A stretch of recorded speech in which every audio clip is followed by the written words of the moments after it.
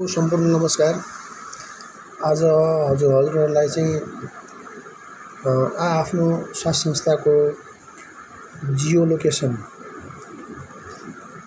कसरी लिने र त्यसलाई चाहिँ डिएचएस2मा कुन ठाउँमा र कसरी हाल्ने कुराको बारेमा हजुरलाई चाहिँ सानो भिडियो मार्फत हजुरलाई देखाउने प्रयास गर्नेछु। यसको लागि चाहिँ सबभन्दा पहिले चाहिँ एन्ड्रोइड मोबाइलबाट आफ्नो प्ले स्टोरमा जाने, प्ले स्टोर ओपन गर्ने। प्ले स्टोर ओपन गरिसकेपछि त्यसमा चाहिँ नोट क्याम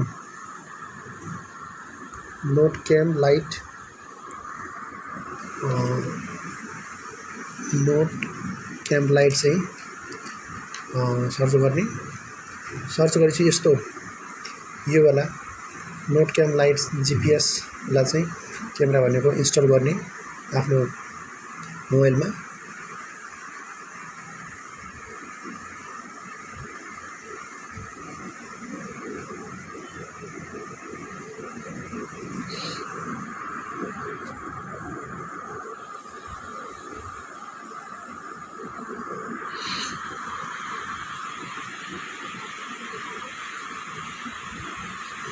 यो इन्स्टल भइसकेपछि यसलाई ओपन गर्ने। ओपन गरिसकेपछि तपाईलाई यस्तो देखाउँछ। यसमा तल लेफ्ट साइडमा चाहिँ ल्याटिट्युड, लङ्गिट्युड अनि अल्टिट्युड, जसलाई एलिभेसन भन्छ हामी, अनि एक्युरेसी पनि देखाउँछ। यसलाई चाहिँ तपाईहरुले चाहिँ आफ्नो स्वास्थ्य संस्थाको बाहिर गएर चाहिँ एकछिन मोबाइललाई चाहिँ राख्नुपर्ने हुन्छ र जब चाहिँ यसको एक्युरेसी जस्तै यहाँ हेर्दाखेरि 16.25 मिटर छ भने यो एक्युरेसी 5 मिटर भन्दा मुनि, 5 मिटर वा 5 मिटर भन्दा मुनि आयो भने त्यति बेला चाहिँ त्यो क्याम स्क्यानरबाट यसबाट चाहिँ तपाईले यसरी फोटो क्लिक गर्ने। फोटो क्लिक गरिसकेपछि तपाईले चाहिँ यहाँ यसरी चाहिँ तपाईको यो जीपीएस एक्युरेसीमा चाहिँ 5 मिटर वा 5 मिटर भन्दा मुनि आउनु पर्यो। आइसकेपछि तपाईले यहाँ नोट हैन आफ्नो स्वास्थ्य संस्थाको नाम चाहिँ त्यहाँ हाल्नु होला र त्यो हालेर चाहिँ यसरी सेभ गर्नु होला। यहाँ सेभ गर्नु होला नोट लेखेर केही। तपाईलाई मैले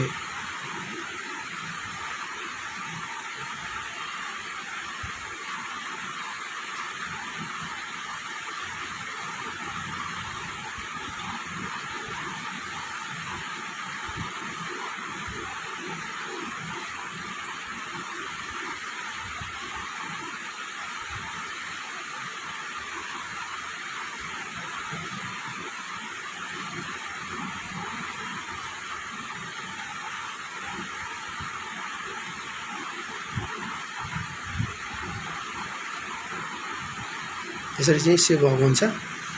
र यो सेभ भइसकेपछि तपाईहरुले चाहिँ आफ्नो डिएचएस2 खोल्नुपर्ने हुन्छ र डिएचएस2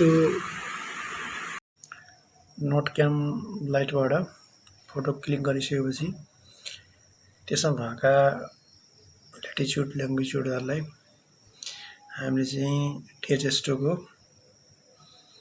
यो राइट साइडमा भएको 9 डटमा क्लिक गर्ने। डाटा इन्ट्रीमा जाने।